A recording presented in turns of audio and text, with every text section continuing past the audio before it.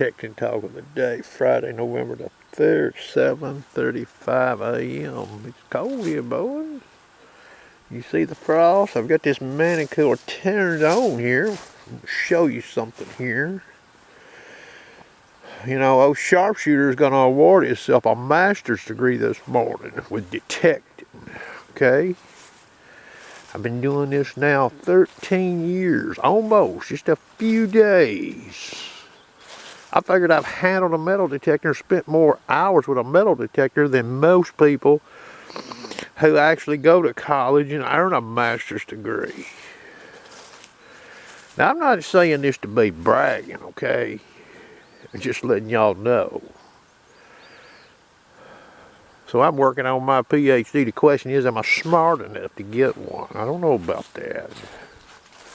Some people hears my accent and dialect, you know, they may think I'm a dumbass, all right? Well, you keep thinking that. I got news for you. You beach hunters, relic hunters, coin hunters. You better tell your buddies, they better start watching my channel, okay?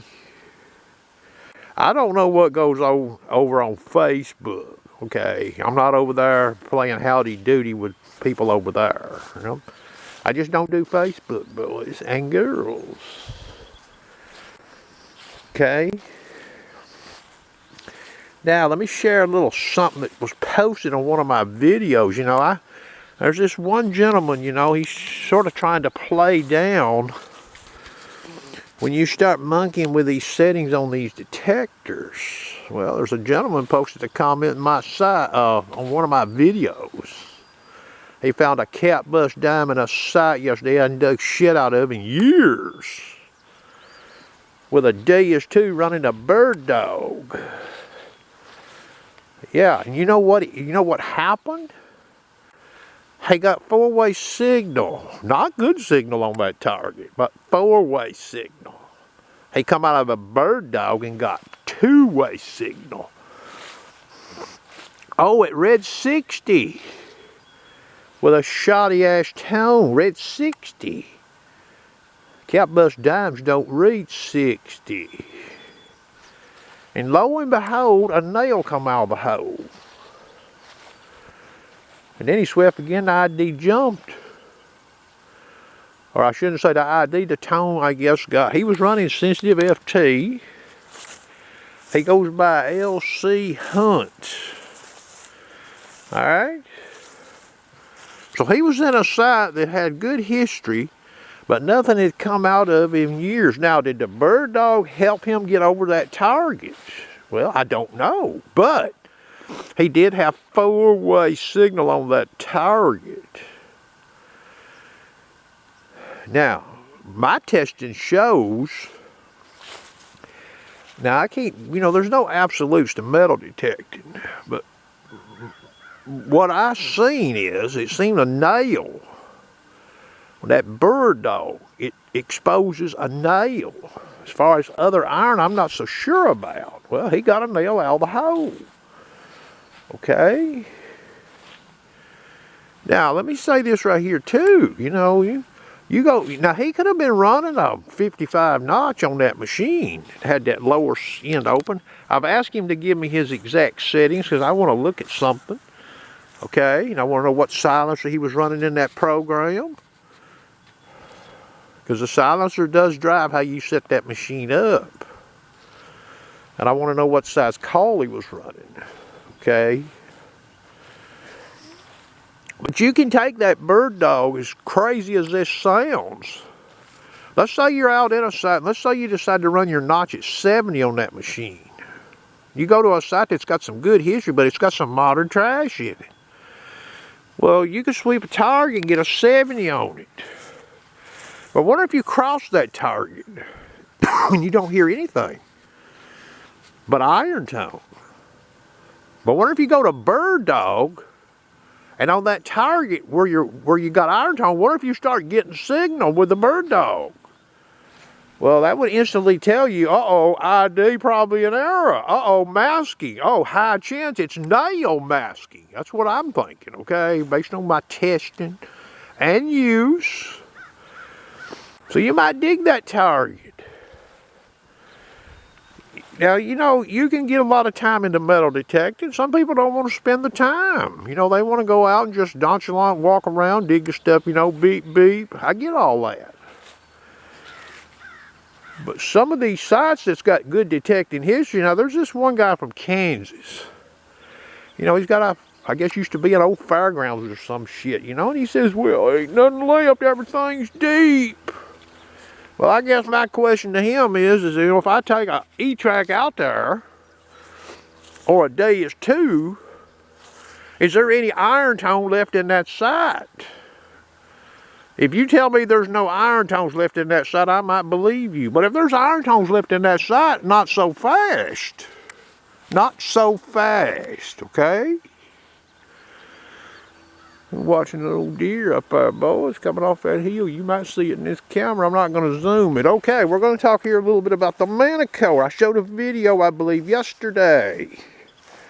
Okay? You all seeing where I'm using this custom Ferris lemons. Okay, I got to thinking about this, and I've been watching a couple of England History's channel. You know, he's liking that Manticore, boys. He's digging the shit out of hammered cones with that thing over there in them farm fields. Alright? So I watched his video, and I got to thinking about what I've been showing with this detector. And I showed a video yesterday morning. And I showed this Manticore and the Deus 2 with only the colonial nail in the hole. Okay? Well, that's what I've got right here. But I've got a nickel down there with it. See it down there? Now this is going to be an open hole. I may cover this hole up and we may sweep it, but I can't guarantee anything on what this machine will sound like. That's about 6.5 or 7 inches deep. See that nickel and that colonial nail down there? Okay, now watch this. This all tones. A lot of people like to run one tone all tones maybe on these machines. That may not be the smartest thing to do, especially out looking for masked lower conductors. Alright? So I'm in one region all tones currently. All-terrain low conductor, speed 6. I guess I could drop that to 5. We'll go back up here where our upper Ferris limits are 7. So I'm not in a custom. We're not even going to look at custom in this video. One region, all tones. You see it there. Alright, now I'm going to come across this nickel on this nail. You hear that? So we get to hear that. Now we're over here in 5 region all tones, and I have started at 67 and pushed everything pitch-wise to the highest pitch. Okay, now listen now.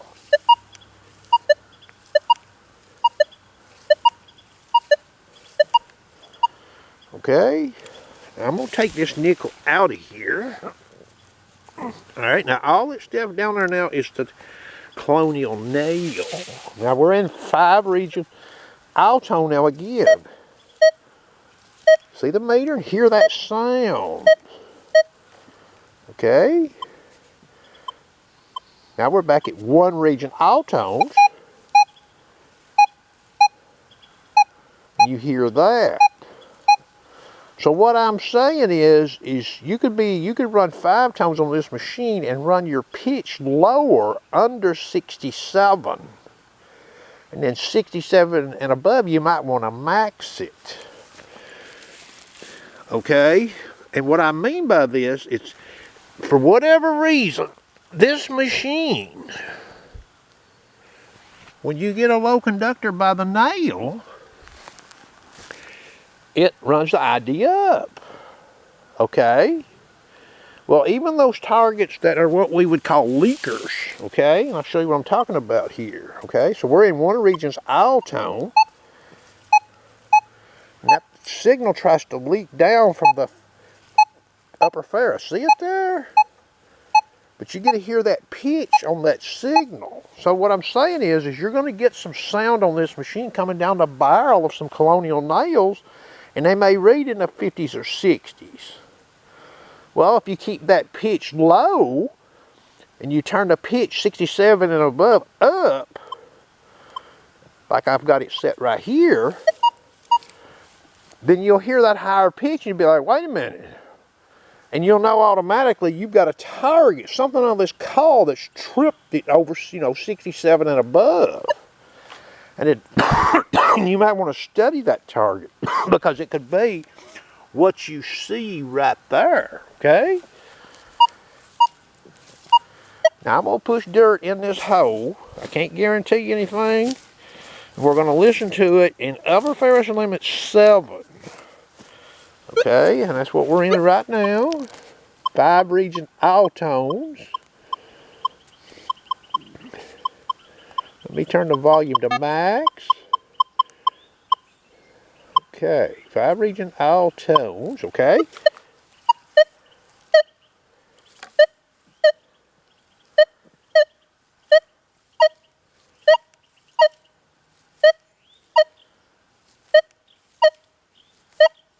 Hear that? You hear that signal coming in there, that higher tone? Now, if we go to one region alltones, and you just heard 5 region, let's listen to this one.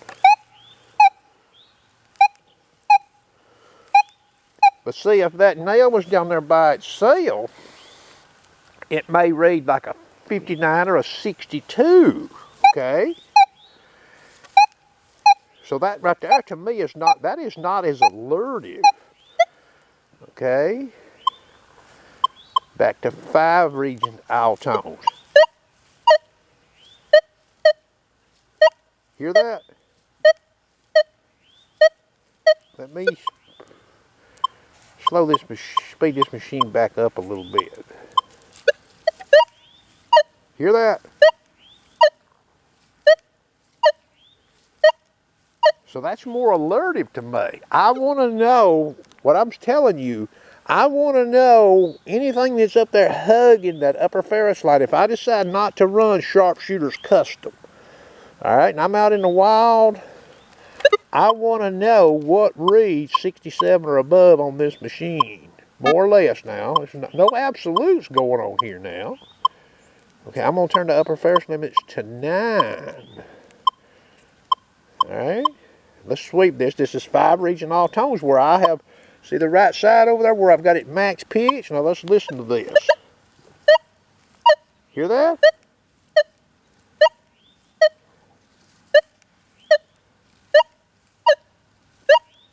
All right, now we're going to go to one tone alltones.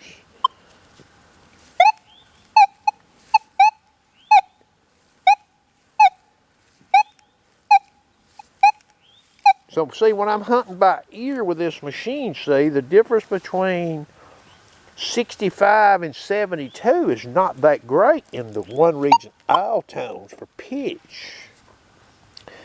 See, I go over here to 5 region alltones where I have intentionally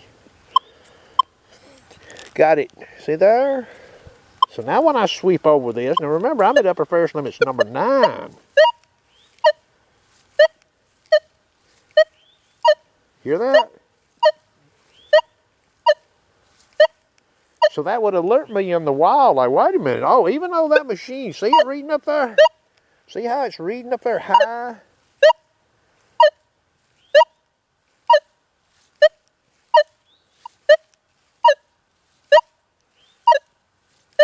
Now remember, everything here happens so fast, the meter can't probably even keep up, okay? Now what I'll do in here to see if I can pull this off. I don't know if I can or not.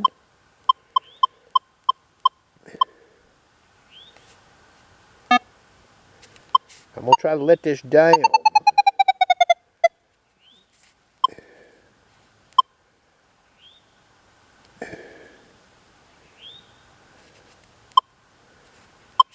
And we're going to bring this tone down. Okay, now I brought it down more or less in line with the rest there. Pretty close. Alright. So now let's listen to this. See? So now that's going to sound a whole lot like 1 region alltones. You know what I mean? You don't get a differentiation versus the nail being down there which this machine can give signal on the nail, you know, and it may reach 62 or 60 or 63, 4. When you put that nickel down there, this machine don't do that, okay? Now, gold rings, nickels, other lower conductors, okay? I hope you enjoyed the video.